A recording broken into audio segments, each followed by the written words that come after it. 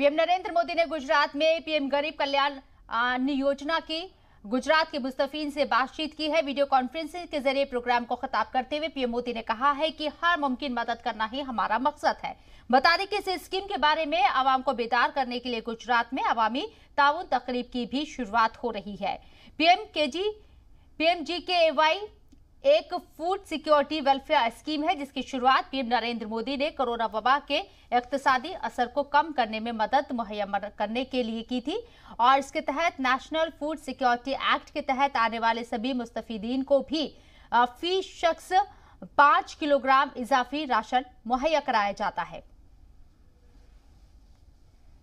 बीते वर्षों में गुजरात ने विकास और विश्वास का जो अनवरत सिलसिला शुरू किया वो राज्य को नई ऊंचाई पर ले जा रहा है।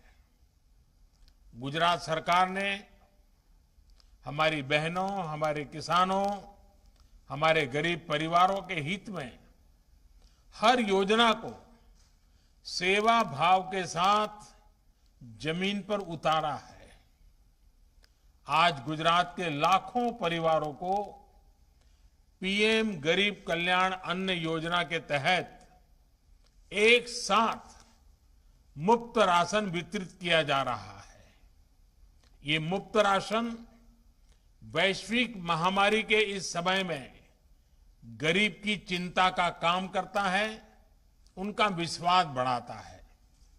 ये योजना आज से प्रारंभ नहीं हो रही है, योजना तो पिछले 1 साल से करीब करीब चल रही है ताकि इस देश का कोई गरीब भूखा न सो जाए,